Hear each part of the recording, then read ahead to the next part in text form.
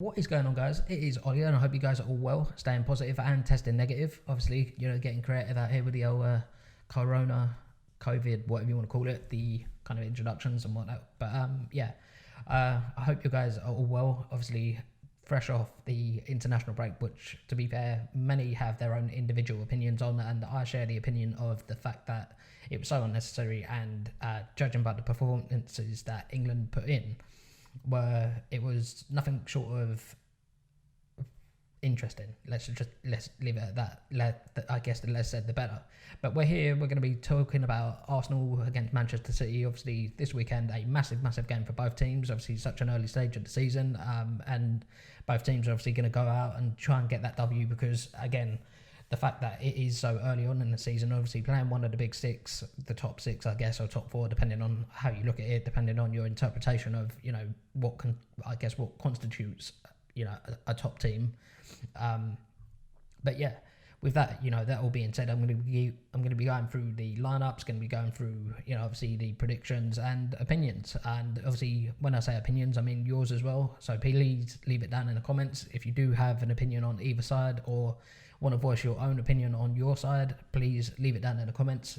There's a lot that I'm working on behind the scenes in terms of, I guess, starting next year with a bang, because I'm trying to sort of branch out in a good way, branch out in a realistic and but you guys know what I mean, kind of in a realistic and doable manner. But yeah, the game itself, it's often one that Arsenal fans perhaps don't look forward to, myself included.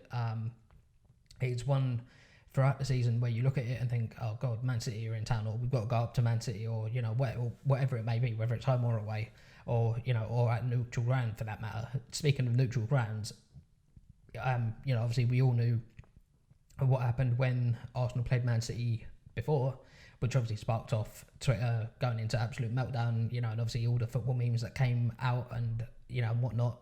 We all know who put the cones out and stuff like that, and all but again, personally, that's neither here nor there, because very much like that was an FA Cup game, this kind of holds that kind of sentiment, in terms of where you look at it, and it's kind of like, it is the Premier League, but it has that FA Cup kind of feel to it.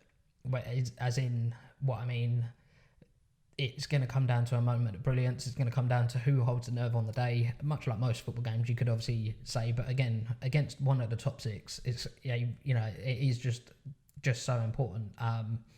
And yeah, I think with everything that's kind of happened, obviously towards the end of last year and the, I guess, start of this year, because obviously we still don't know what is going to happen within the football sort of season. Not necessarily where teams are going to kind of finish or follow, let's say, but in terms of how the season's going to pan out, is it going to be sort of the same as last year where it was cut and then restarted at a later date and whatnot?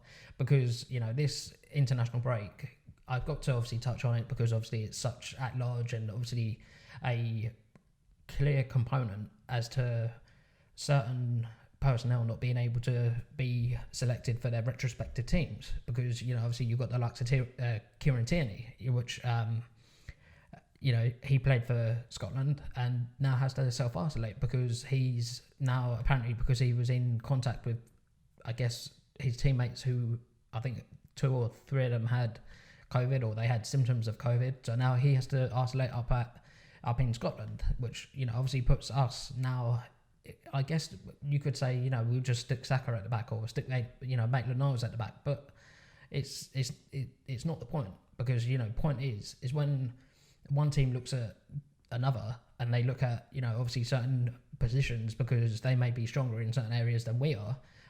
You look at the I guess the matchups, the individual matchups of, it could be Bernardo Silva, which is most likely to be Bernardo Silva, which it would have been against Kieran Tierney. But now it looks like, I'm not saying he's any less capable or they're any less capable, but it looks like it's going to be one of either Maitland-Niles or Saka, to be quite honest. And again, I'm not knocking those two at all, not knocking them.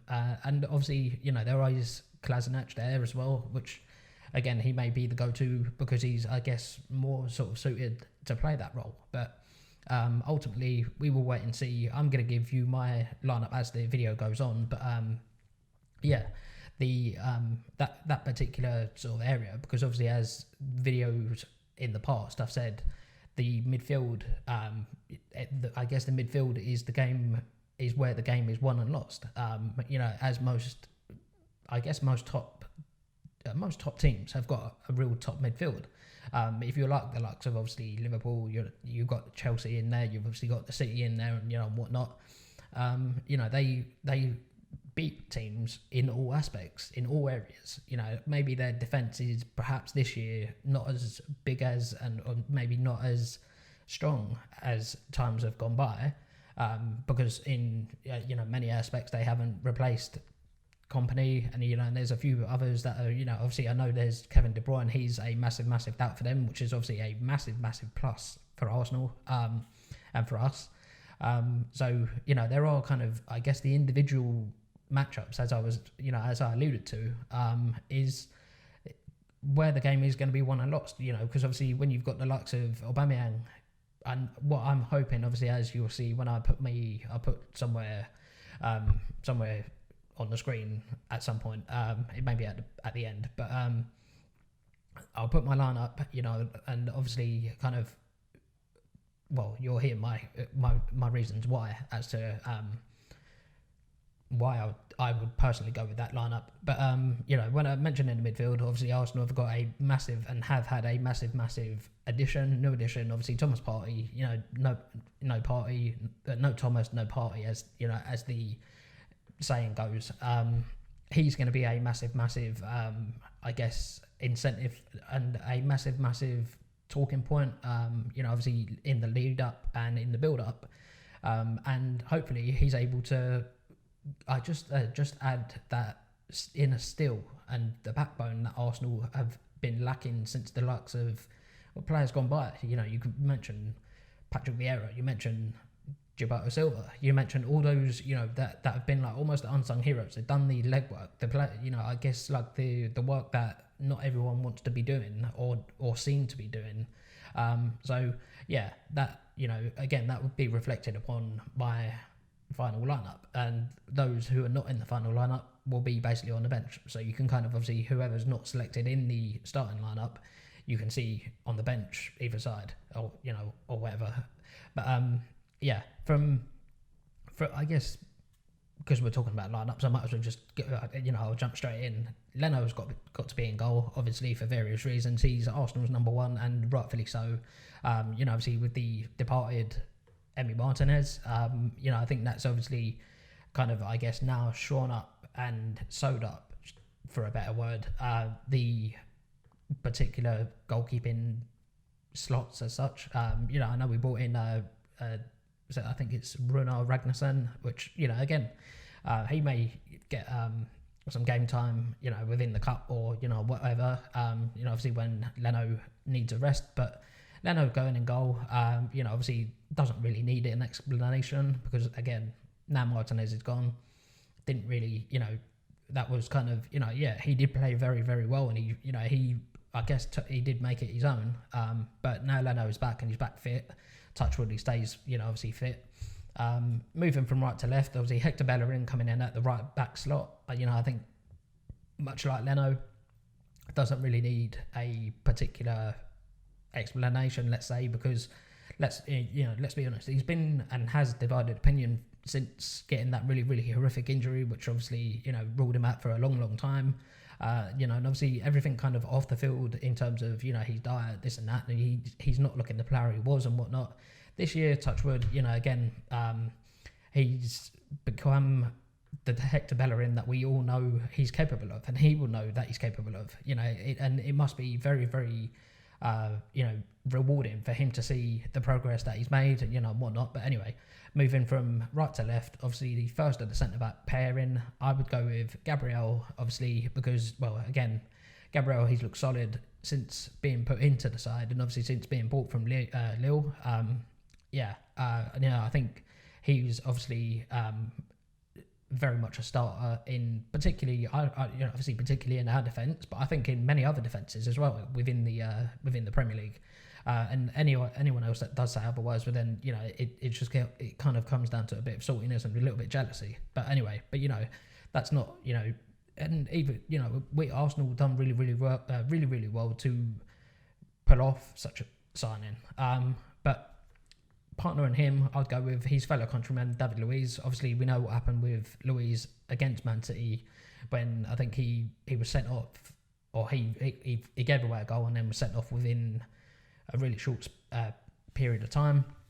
And to be fair, I'm not expecting the same, because I think he's learnt from it. I think I'm not expecting the same performance, obviously, because he's got someone now to the side of him, and he's got a more settled defence around him as well. So I think that's obviously key in terms of I guess not necessarily his development, because obviously he's like, it would be more key for Gabriel's development, but obviously you look at the kind of, because they are just that much more of a unit and they're that much more settled, they it does feel different, and obviously it will feel different for for various players for various reasons.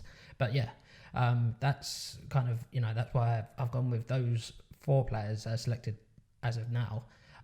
So you'd obviously you've got, I guess, for the left back position, there's not many choices really, because obviously if Kieran Tierney is now apparently, according to Charles Watts, the Arsenal correspondent, he still is apparently up in Scotland, as I alluded to earlier on, because he's now isolating, which to be fair is just absolutely silly. In retrospect of, again, the international break. But my pick might shock a few. I'm going to go with, say, Kolasinac. I'm going to go with Kolasinac because I think he's obviously got the experience edge on both, I guess, other alternatives. Both, I guess, they could be classed as defenders because they can obviously play in the positions, but Ainsley Maitland-Niles and obviously Saka, obviously Kolasinac has the edge. He's played in more games and he's just that much more experienced. So I would like to see Kolasinac stuck in at left back. Moving forward, obviously, into the two pivots, because I think it would be a 4-2-3-1 sort of formation, wrapping, obviously, the rest of the team up relatively quick. Obviously, the likes of Granit Xhaka as one of the pivots, which I'm really, really looking forward to seeing those two play together, Granit Xhaka and Thomas Partey. Obviously, there's a lot of talk whether he will get the debut and, whatnot. And I believe why not? Let's see what he's like. Stick him in arguably at the very, very deepest point of the deep end. And yeah, I think that, again, why not? For various reasons, it's it will be a perfect game for him to come in. And, I guess somewhat part of me is not expecting him to start, perhaps because obviously for various reasons it may be too big a game for him as such, but then again, with the amount of money that he was bought for and obviously the experience that he has, there's no real reason why he shouldn't start. So I'm picking those two as the pivots, obviously Granit Xhaka and Thomas Partey. Moving forward, the 3 sort of behind the main striker, I'm going to go with, to the left, obviously Aubameyang, to the left, like sort of from the left side. The right side, I'm going to go with Nicolas Pepe. I think Nicolas Pepe, he's done more than enough to deserve the start. So he's not been starting all that much, obviously, in terms of this year. But then again, buying someone of the experience of Willian, he's not going to be sort of happy just sitting on the bench and whatnot. The centre of that 3, I'm going to go with Dani Ceballos. I'm going to put him in the number 10 position. Again, he started there from what I'm led to believe, and what I've seen of him in that position, he's actually such a natural sort of creative midfielder. So, yeah, wrapping the team up, obviously the main man Lacazette up front. He's had a great start to the season, obviously, scoring goals, and he's back to being the Lacazette that we all know he's capable of. The bench is pretty much self-explanatory, as I alluded to and mentioned earlier on. It's all the players that obviously didn't make the starting lineup. So, you've got the likes of Niles, you've got the likes of, Saka. There'll be Runnison on the goal, obviously the goalkeeping point of view. Joe Willock, you know, and kind of all the players that, you know, obviously Nketiah will be there as well and whatnot. But anyway, that is it. And I'm going to talk to you guys very, very soon. I hope you guys enjoyed. Peace.